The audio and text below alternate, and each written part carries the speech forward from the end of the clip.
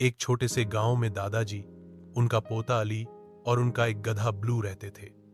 दादाजी खेतों में काम करते थे और हर रोज गधे पर लकड़ियां, पानी और खाने पीने का सामान लाद कर लाते थे।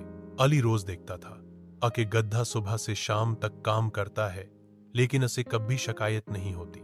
एक दिन अली ने दादाजी से कहा, दादाजी, ये बेचारा ब्लो तो बहुत मेहनत करता है, हम उससे इतना काम क्यों करवाते हैं? दादाजी मुस्कुराए और बोले, बेटा, यह गधा सिर्फ बोझ नहीं उठाता, यह हमें धैर्य और मेहनत का सबक भी देता है। उसी दिन अली ने गधे के लिए ताजा घास का बंदोबस्त किया, उसे नहलाया और कहा, अब हम भी बलू की तरह मेहनत करेंगे, लेकिन उसका ख्याल भी रखेंगे।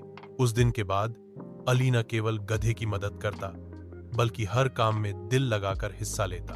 सबक: मेहनत करने वाले की कदर करना सीखो, चाहे वह इंसान हो या जानवर।